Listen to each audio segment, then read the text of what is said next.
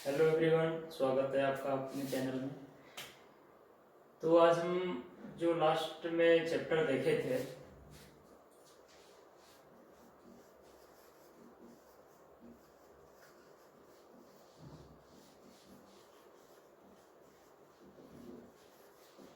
Heat and work transient energy,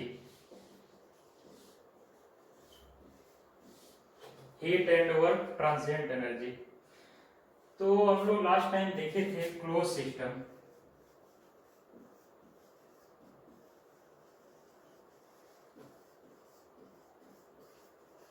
work of close system, जो निकल कर आया था W equal to P dV।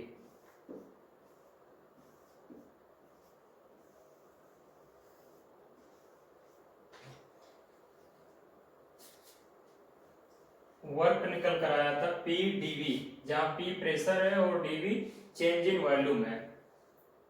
तो ये फार्मूला कहाँ कहाँ एग्जिस्ट करेगा। फर्स्ट पहले देखते हैं कि क्लोज सिस्टम को हम और क्या बोलते हैं। देखिए, क्लोज सिस्टम और नॉन फ्लो सिस्टम।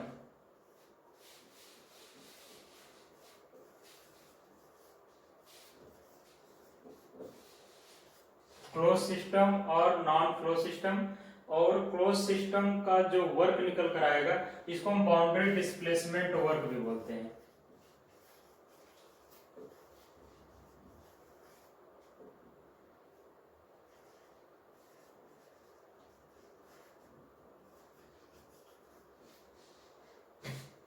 इसको बाउंड्री डिस्प्लेसमेंट वर्क भी बोलते हैं। पर हम ये देखते हैं कि ये फार्मूला किन कंडीशंस में अप्लाई होगा, ये फार्मूला किन कंडीशंस में अप्लाई होगा। इसका मतलब इस फार्मूले को अप्लाई होने के लिए जो प्रोसेस होगा उसकी कैरेक्टरिस्टिक क्या होनी चाहिए। मीन्स जैसे हम देखते हैं,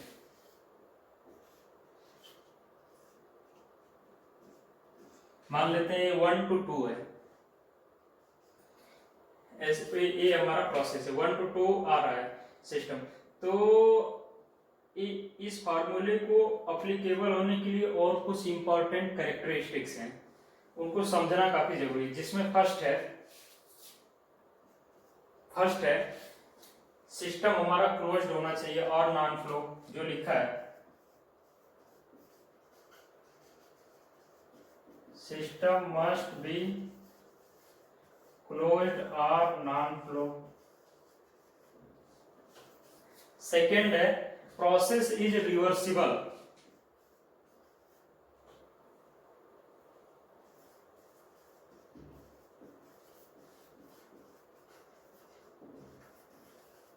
देखिए, ये सब एग्जाम में कैसे पूछता है कि ये पूछेगा कैसे फार्मूला देकर इसके लिए बेसिक कैरेक्टरिस्टिक्स क्या होनी चाहिए।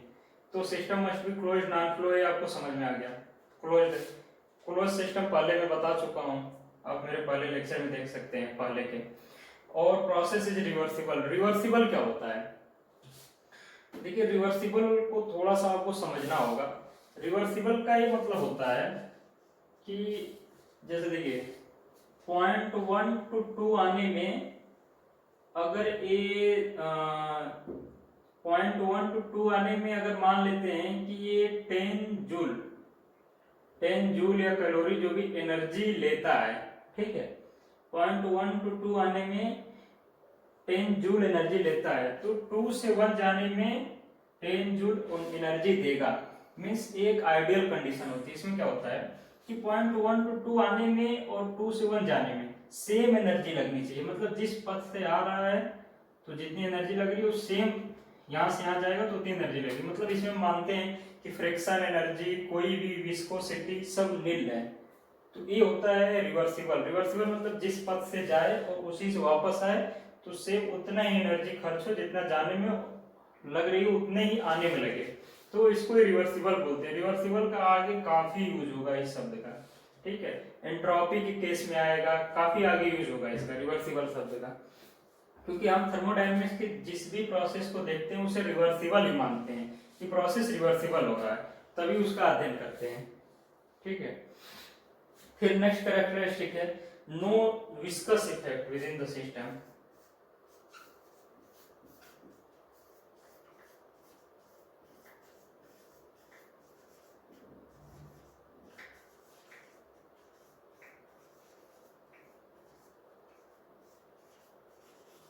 No viscous effect within the system. Viscous effect क्या होता है? ये फ्लूइड की प्रॉपर्टी होती है विस्कोसिटी की। ये आप हाइड्रोलिक्स पढ़ेंगे तो उसमें समझ में आएगा। देखिए विस्कस इफेक्ट एक छोटा सा मैं बता देता हूँ अभी। मान लीजिए ये कोई फ्लूइड फ्लो कर रहा है, तो इसके दो लेयर के बीच में जो फोर्स एग्जिस्ट करता है, ठीक है, जैसे आगे जा रही लेयर, इसके नीचे वाली लेयर थोड़ा स्लो रहेगी, मीन्स इसके ऊपर जितना तेज नहीं रहेगी, ठीक है, थोड़ी स्लो रहेगी। तो इन दोनों के बीच में, लेयर टू लेयर के बीच में जो फोर्स एग्जिस्ट करता है, तो ये ऊपर वाले जो लेयर उसको रेजिस्ट करती है आगे बढ़ने में, तो इसको ये विस्कोसिटी बोलते हैं। ये इस प्रॉपर्टी को विस्कोसिटी बोलते हैं, और ये जो फोर्स लगता है उसको विस्कस फोर्स बोलते हैं, ठीक है। तो ये हमारा फार्मूला तभी अप्लाई होगा जब no viscous effect within the system, कोई विस्कोसिटी नहीं होगी, तभी प्रोसेस रिवर्सिबल भी होगा। रिवर्सिबल होने के लिए भी एक ये होना जरूरी है कि उसके अंदर विस्कोसिटी नहीं होनी चाहिए, ठीक है। फिर नेक्स्ट है effects due to gravity, electric current and magnetism are neglected. Means देखिए कोई भी अगर मान लेते हैं ऐसा सिस्टम जिसके अंदर करंट या ग्रेविटी का इफेक्ट पड़ता है या मैग्नेटिज्म, तो उसको नेग्लेक्टेड होना चाहिए, ठीक है। Effect of electric current,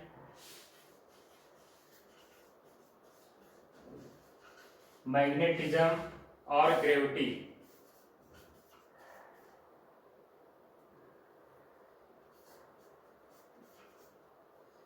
should be neglected, ठीक है, और neglected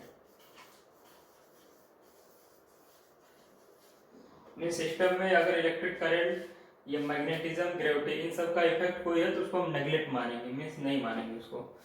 तो ये हमारे इतने बेसिक 4 कैरेक्टरिस्टिक हैं, तभी ये फार्मूला अप्लाई होगा, ठीक है। ये सब काफी बेसिक चीजें हैं। फिर हम नेक्स्ट देखते हैं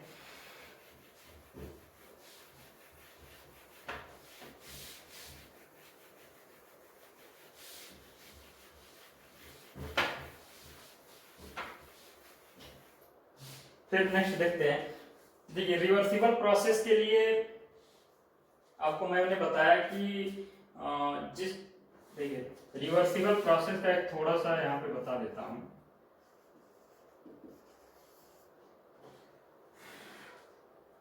रिवर्सिबल प्रोसेस के लिए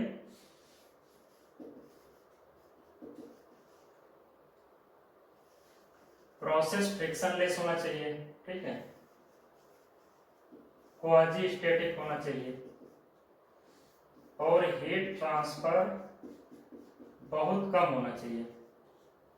ये बेसिक फंडामेंटल है रिवर्सिबल प्रोसेस के लिए। फ्रिक्शनलेस मतलब जो मैं बताया था कि अगर ऐसे जाता है तो ये जैसे जाएगा, जितनी एनर्जी लेगा उतनी एनर्जी में ही वापस आएगा, तो ये फ्रिक्शनलेस होगा तभी तो, नहीं तो अगर यहाँ जाएगा फ्रिक्शन खर्च होगा, फिर और ज्यादा एनर्जी लगेगी वापस आने में, तो ये ideal condition. Quasi static means बहुत धीमे धीमे जा रहा है, क्वाजी स्टैटिक मींस एक एक स्टेप करके आ रहा है, और हीट ट्रांसफर टेम्परेचर काफी लो होना चाहिए, ये हमारा है। फिर आगे देखते हैं, ये रिवर्सिबल के लिए है। फिर रिवर्सिबल के बाद नेक्स्ट टॉपिक है हाँ वर्क ऑफ ओपन सिस्टम, ठीक है।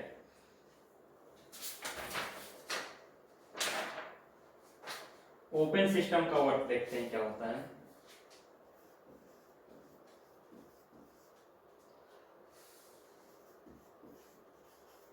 ओपन सिस्टम में वर्क होता है -VdP। क्लोज सिस्टम में PdV और ओपन सिस्टम में -VdP, ठीक है। फिर हम बेसिक देखते हैं इसका क्या है, ये देखिए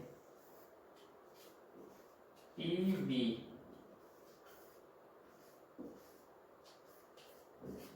PV, ठीक है। फिर हम देखते हैं, अगर मान लेते हैं कि एक क्लोज सिस्टम है, एक क्लोज सिस्टम में 0.1 to 2 सिस्टम गया है, और ये ओपन सिस्टम है, ठीक है।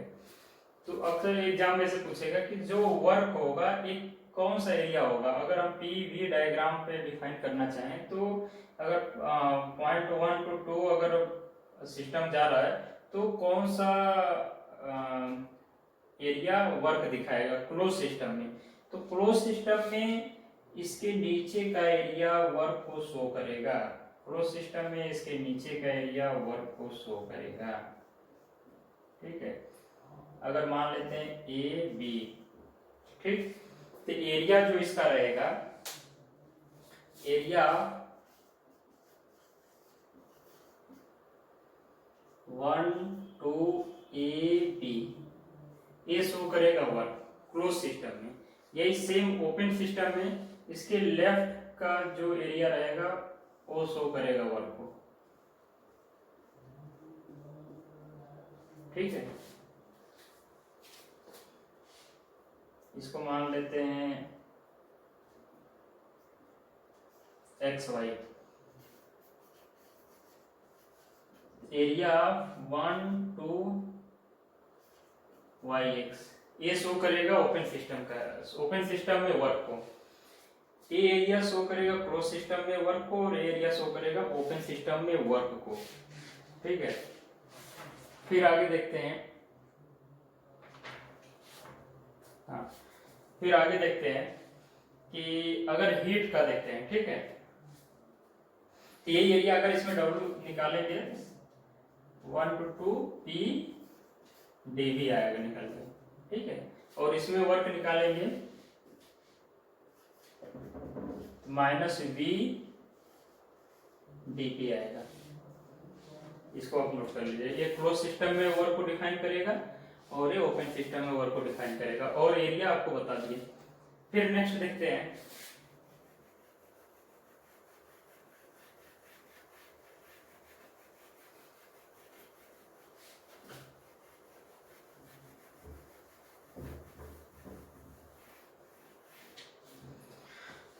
फिर देखते हैं कि अगर क्लोज सिस्टम है,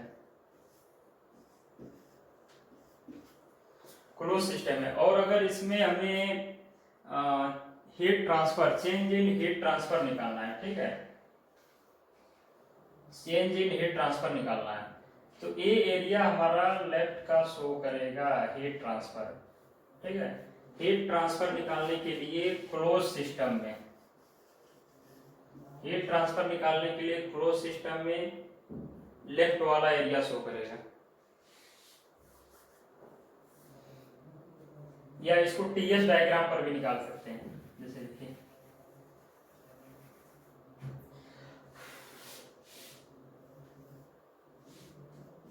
ये देखिए TS, del D Q DS equal to होता है del Q upon T, ds equal to होता है del Q upon T. ds क्या होता है, change in entropy, del Q change in heat और टी टेम्परेचर। तो अगर मान लेते हैं कोई प्रोसेस है 1 to 2 गया है, तो यहाँ पे डेल क्यू निकालने के लिए इसके नीचे का एरिया शो करेगा, ठीक है। डेल क्यू निकालने के लिए इसका एरिया मान लेते हैं 1 2 ए बी है, इसका एरिया हो जाएगा एरिया 1 2 बी ए, ये शो करेगा del Q, change in heat transfer, ठीक है। तो ये आपको क्लियर हो रहा होगा कि अगर हीट ट्रांसफर निकालना है, चेंज इन हीट ट्रांसफर, तो ये टीएस डायग्राम में उसके नीचे का एरिया शो करेगा, ठीक है। फिर आगे देखते हैं,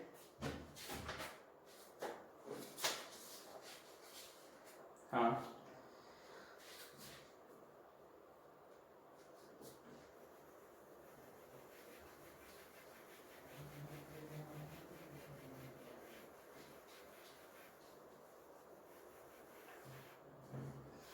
फिर एक एग्जाम्पल के से देखते हैं इसको, पी वी, मान लेते हैं कोई प्रोसेस 1 to 2 गया, फिर 2 से 1 आ गया, ठीक है, 1 से 2 गया, फिर 2 से 1 आ गया, ठीक। तो मान लेते हैं अगर ये 1 से 2 जाने में कितना वर्क खर्च होगा, कितना वर्क सिस्टम को देना होगा, ठीक। 1 से 2 जाने में कितना वर्क सिस्टम को देना होगा, तो इसके नीचे का एरिया देखते हैं। इसके नीचे का जितना एरिया होगा उतना ही सिस्टम को वर्क देना पड़ेगा 1 से 2 तक जाने में, ठीक है। मीन्स इतना एरिया वर्क खर्च होगा। फिर 2 से 1 जब आएगा तो सिस्टम रिलीज करेगा। सिस्टम कितना एरिया रिलीज करेगा, ये देखिए,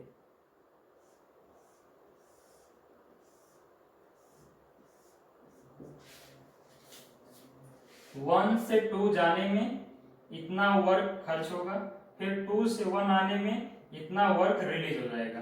तो हमारा टोटल वर्क कितना निकल कर आएगा, टोटल वर्क ओनली इसी लूप का जो एरिया है वही निकल कर आएगा, ठीक है। एरिया ये 1 2 वाला जो एरिया निकल कर आएगा ये, ठीक है, ये क्लोज्ड लूप, यही हमारा फाइनल चेंज इन वर्क निकल कर आएगा, ठीक है। इस क्लोज्ड लूप का एरिया ही हमारा फाइनल वर्क निकल कर आएगा, ठीक है। ए से बी, ए 1 से 2 जाने में इतना वर्क लगेगा, 2 से 1 आने में इतना वर्क रिलीज होगा, तो फाइनल जो वर्क डन निकल कर आएगा वो ओनली इस लूप के एरिया का निकल कर आएगा। ये हमारा क्लोज सिस्टम है, ये हमारा क्लोज सिस्टम है। सेम ओपन सिस्टम देखते हैं।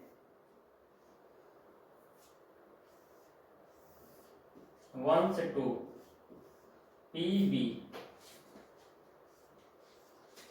1 से 2 PB, तो देखते हैं 1 से 2 जाने में कितना वर्क लगेगा।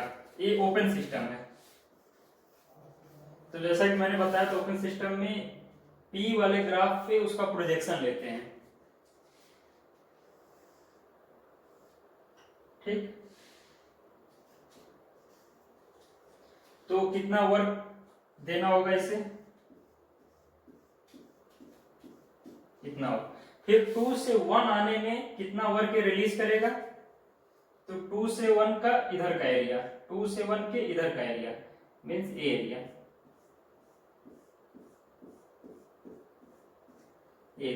तो इसका फाइनल वर्क आउटपुट क्या निकलेगा, इस लूप का एरिया निकलेगा। तो मेरे कहने का देखिए, एरिया ऑफ क्लोज्ड लूप ही हो जाएगा वर्क। तो मेरे कहने क्या तात्पर्य था कि अगर क्लोज्ड लूप बना है और वो उसका एरिया ही वर्क शो करता है, तो आप इस क्लोज्ड लूप को देखकर कभी नहीं पता कर सकते कि ये प्रोसेस क्लोज सिस्टम में हुआ है या ओपन सिस्टम में हुआ है, क्योंकि दोनों ही कंडीशन में इस लूप का एरिया ही फाइनल वर्क आउटपुट निकल रहा है, ठीक है। तो क्लोज्ड लूप को देखकर हम कभी अंदाजा नहीं लगा सकते कि ये क्लोज सिस्टम है या ओपन सिस्टम है। अगर एक प्रोसेस होता तो उससे समझ में आ जाता, लेकिन ये साइकिल हो जाने पर नहीं समझ पाएंगे कि ये क्लोज सिस्टम है तो ओपन सिस्टम है। तो ये डिफरेंस बताने का ऐसा मतलब था कि आपका फंडा क्लियर हो जाए पूरा कि कब क्लोज सिस्टम है, कब ओपन सिस्टम है, कब नीचे का एरिया, कब लेफ्ट का एरिया है, ठीक है। फिर इसके बाद देखिए,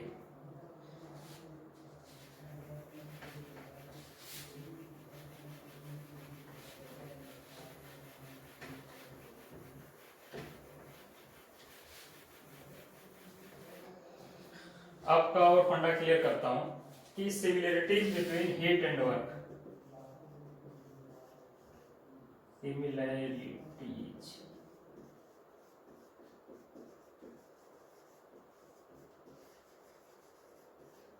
similarities between heat and work. Heat and work में सिमिलरिटी क्या है, देखिए दोनों पाथ फंक्शन है,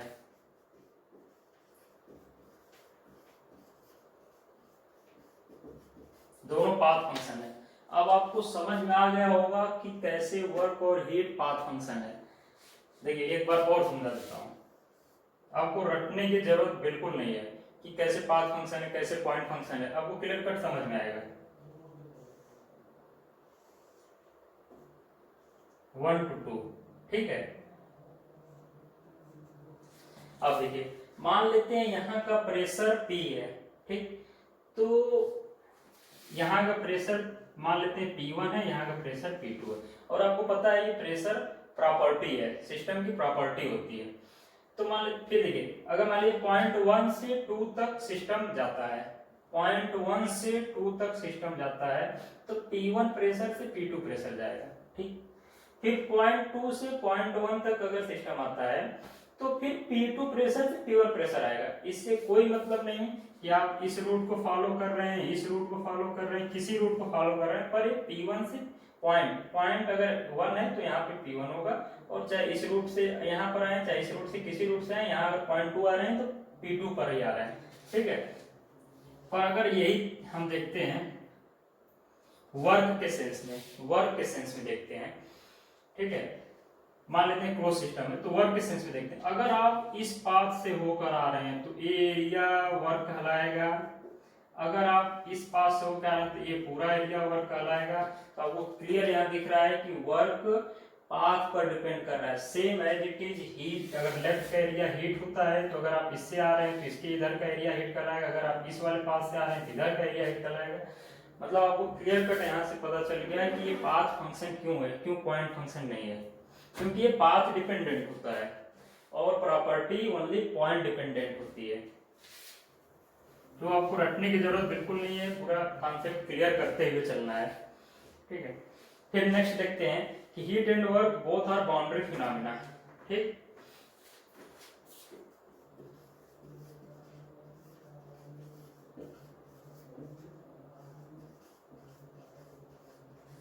फिनोमेना, हाँ सही इस पे heat and work both are boundary phenomena.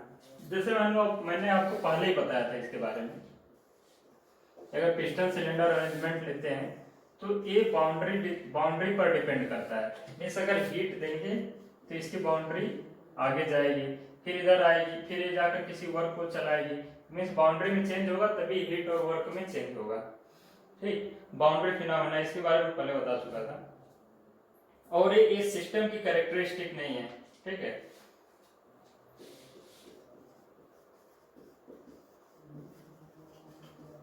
Heat and work are not characteristic of system.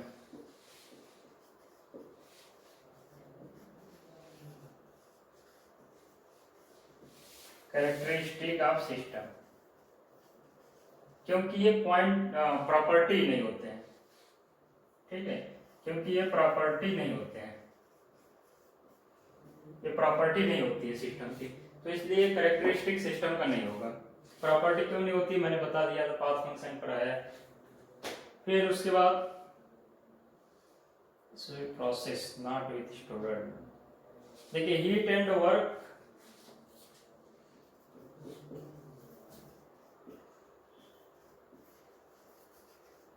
Heat and work process depend होती है,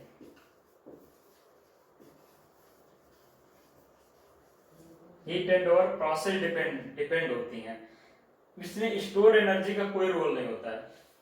मैंने बताया था कैसे प्रोसेस पे डिपेंड करती है, अन्य अन्य प्रोसेस पर फ्लो करने से हीट एंड वर्क का मान अलग अलग हो जाता है। तो ये था हमारी सिमिलरिटीज हीट एंड वर्क की, ठीक है। फिर हम आगे देखते हैं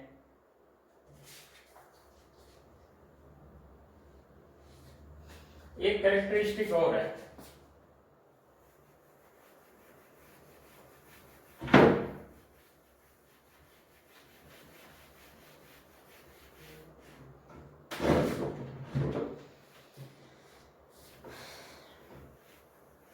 एक कैरेक्टरिस्टिक और है, उसको देखते हैं कि ओपन सिस्टम और क्लोज सिस्टम। देखिए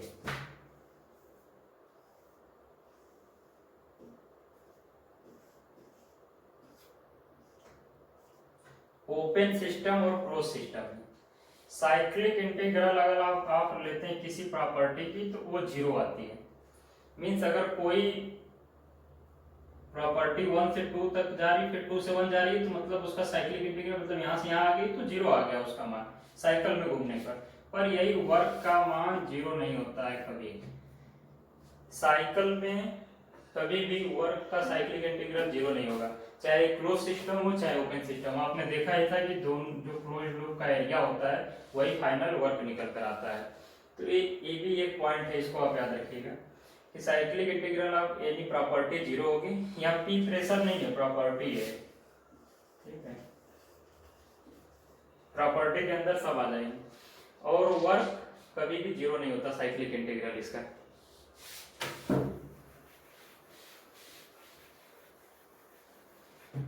ठीक है, फिर नेक्स्ट पॉइंट देखते हैं। हाँ, हीट और वर्क में डिसिमिलरिटीज क्या है।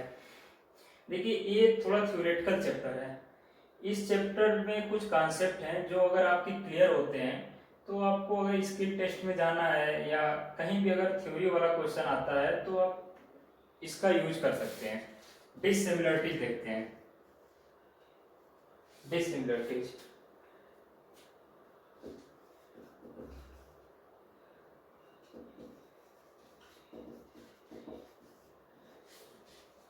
हीट और वर्क में डिसिमिलरिटीज देखते हैं। क्या डिसिमिलरिटी है, देखिए heat is energy interaction due to temperature difference only whereas work is energy transfer by reason other than temperature difference. शुरू में ही मैंने बताया था कि हीट ओनली टेम्परेचर डिफरेंस से अचीव होती है।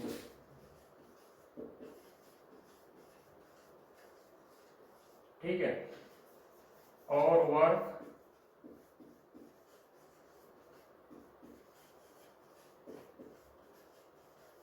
Other than temperature difference, work other than temperature difference. तो मैंने बताया था शुरू में आपको, अगर मान लेते हैं पिस्टन सिलेंडर अरेंजमेंट है तो यहाँ से अगर यहाँ हाई टेम्परेचर देते हैं और यहाँ लो टेम्परेचर है तभी हीट फ्लो होगी। और वर्क देखिए, वर्क के लिए हीट के अलावा जो माध्यम होता है उसे वर्क, जैसे प्रेशर डिफरेंस, प्रेशर डिफरेंस होने से वर्क होता है। तो ये बेसिक डिफरेंस है दोनों में। और एक और डिफरेंस है दोनों में एक और मेन डिफरेंस है। ठीक है, आप ये दो डिफरेंस याद करिएगा कि हीट जो होती है ये हाई ग्रेड एनर्जी होती है, सॉरी लो ग्रेड एनर्जी होती है, और वर्क हाई ग्रेड एनर्जी होता है। अब high grade energy low grade energy क्या होती है, देखिए ये समझने वाली चीज है। लो ग्रेड एनर्जी मीन्स होता है कि अगर हम आपको 10 कैलोरी हीट देते हैं, ठीक है, अगर हम आपको 10 कैलोरी हीट देते हैं और अगर हम आपको देखिए 10 कैलोरी हीट देते हैं तो 10 कैलोरी हीट को अगर आप वर्क में बदलेंगे तो ये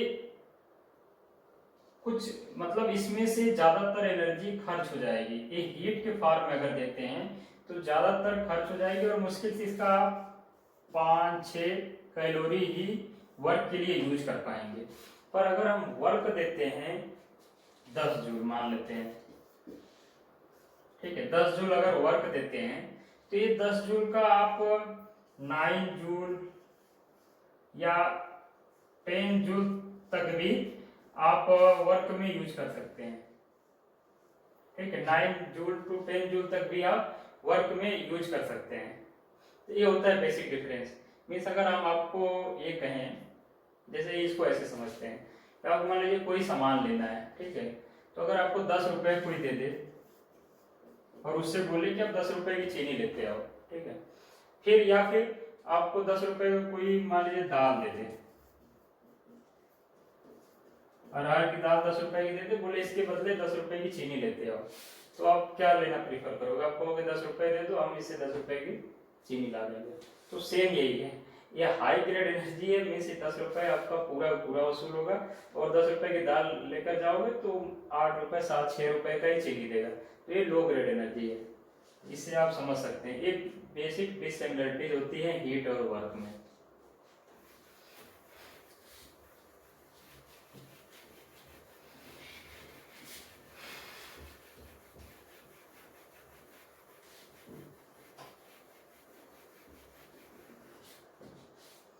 फिर हम नेक्स्ट देखते हैं, हाँ, मोड ऑफ हीट ट्रांसफर। चलिए मोड ऑफ हीट ट्रांसफर तो फिलहाल के लिए इतना ही है। इसको आप एक कॉन्सेप्चुअल लेक्चर था, इसमें कॉन्सेप्ट ज्यादा आते हैं, और अगर आपका कॉन्सेप्ट क्लियर होता है तो न्यूमेरिकल सॉल्व करने में, या कोई भी अगर स्किल टेस्ट में यूज अगर पूछता है डीप में जाकर, या फिर आपको कोई भी अगर कठिन प्रश्न घुमा कर देता है तो उसमें एमसीक्यू सॉल्व करने में आपको उपयोगी होगा। फिर नेक्स्ट लेक्चर में हम देखेंगे इस चैप्टर का लास्ट लेक्चर होगा, ठीक है। बाकी ओके।